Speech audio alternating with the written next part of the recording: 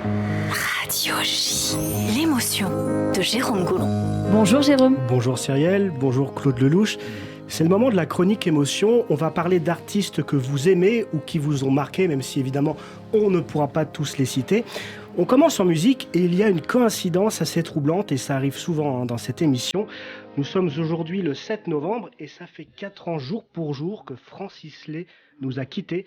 Francis Lay, un compositeur indissociable de votre œuvre et même de votre vie, Claude Lelouch, puisqu'il a composé pour 35 de vos films. Vous dites de lui que c'est l'homme de votre vie, ce sont des mots très forts et ce sont vos mots. Alors cette collaboration entre vous deux, elle avait commencé avec Un homme et une femme, un film sorti en 66, puisqu'il avait écrit la chanson du même nom qu'on peut entendre, interprétée par Nicole Croisille et Pierre Barou, qui avait également été compositeur sur cette chanson.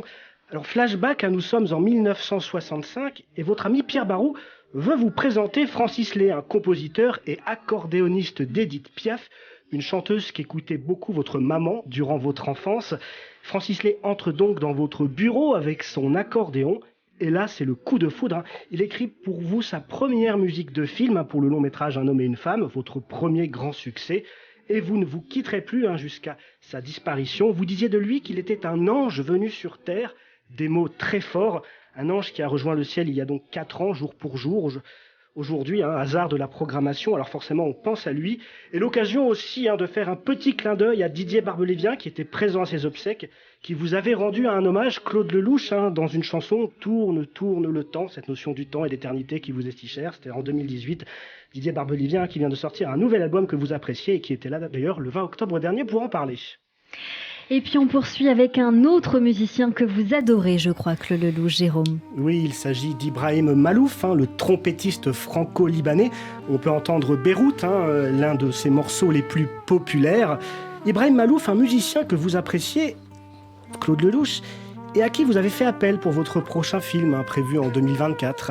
Alors Ibrahim Malouf, dont le parcours sur certains points n'est pas sans rappeler le vôtre, puisque lui aussi a connu les horreurs de la guerre. Nous sommes en 1993, le petit Ibrahim a 13 ans. Alors sa famille habite Paris, elle s'est réfugiée en France, mais il continue de faire des allers-retours. Et donc en 93, il se promène dans les rues de Beyrouth et là, il est témoin d'un attentat. Choqué de découvrir les cadavres parmi les débris, il allume son Walkman et s'enfuit en écoutant du Led Zeppelin. De là naît son morceau Beyrouth, que l'on peut entendre, même si le grand public ne le découvrira que des années plus tard. Une fuite qui n'est pas sans rappeler un peu ce que vous avez vécu, Claude Lelouch, puisque durant votre enfance, votre maman vous cachait dans des salles de cinéma pour fuir la Gestapo, ce qui vous a d'ailleurs donné le goût du 7e art. Bref, comment ne pas faire le parallèle entre le petit Ibrahim fuyant un attentat en se réfugiant dans la musique et le petit Claude fuyant la Gestapo dans une salle de cinéma. L'un est devenu un trompettiste de génie, l'autre, vous-même, l'un des plus grands cinéastes français. Et les deux associeront bientôt leur talent dans l'un de vos films, Claude Lelouch, prévu pour 2024. Un merveilleux clin d'œil de la vie et du destin. Et la suite de L'amour c'est mieux que la vie, une trilogie. On termine en musique avec un autre artiste qui vous est cher, Claude Lelouch. Oui, Johnny Hallyday, un artiste avec qui vous étiez ami et que vous avez suivi toute votre vie, filmé toute votre vie, Claude Lelouch, puisque vous l'avez connu quand il avait 18 ans et que vous l'avez filmé jusqu'à la fin. Alors pour rappel, vous l'aviez rencontré avant qu'il ne devienne une star, puisque vous aviez réalisé le Scopitone, l'idole des jeunes, chanson sortie en 1962. Le Scopitone, on le rappelle, pour ceux qui ne savent pas ce que c'est l'ancêtre des clips. Alors vous en avez d'ailleurs fait pour beaucoup de chanteurs, Sylvie Vartan, Jeanne Moreau, Claude Nougaro, Dalida, Claude François ou encore Sheila, vous l'évoquiez en début d'émission. Alors pour en revenir à Johnny, vous avez des mots très forts à son sujet. C'était devenu l'un de vos amis et vous le considérez même presque comme un enfant, puisque vous avez déclaré à son sujet « Jojo, c'est mon premier gamin, je l'ai connu avant mon fils ». Alors vous aviez noué avec lui une réelle complicité et partagiez même une certaine vision de la vie. Sur le tournage de votre film « Salaud, on t'aime », vous disiez tous les deux avoir envie de demander pardon à vos enfants pour vous être tous les deux occupés un petit peu trop de votre carrière au détriment de votre famille. Alors Johnny, un artiste que vous aurez accompagné jusqu'au bout, je le disais tout à l'heure, tout le monde a encore en mémoire cette incroyable séquence devant l'église de la Madeleine où vous filmez les personnalités présentes à son enterrement.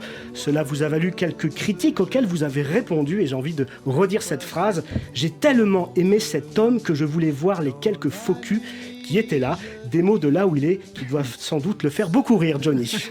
Et qui sont en boîte. Et je crois que vous avez gardé ces images uniquement pour la famille, Claude Lelouch. Oui, et puis pour moi, vous savez, je filme tous les jours avec mon portable, avec les caméras que j'ai eu la chance d'avoir toute ma vie. Donc j'ai plein d'images comme ça qui sont mes images à moi et c'est mon album familial pour l'instant. Je ne sais pas ce que mes enfants en feront. En tous les cas, ces images de Johnny, j'ai demandé à ce qu'elles ne soient jamais diffusées. Et qu'elles soient peut-être sous-scellées chez vous, quelque part. Voilà. On est obligé forcément de finir, et bien finir avec du cinéma.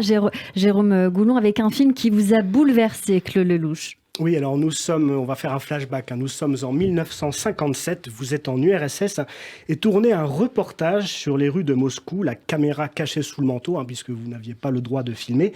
Et là, vous assistez au tournage du film Quand passent les cigognes, alors je vais essayer de bien le prononcer, de Mikhail Kalatozov. Bravo. Un film qui se déroule durant la Seconde Guerre mondiale et qui raconte l'histoire de Véronica, une femme qui attend le retour de son fiancé, Boris, parti au front, mais qui finit par succomber aux avances du cousin de ce dernier. Un film qui a obtenu la Palme d'Or à Cannes en 1958 et qui vous a donné le goût de la mise en scène.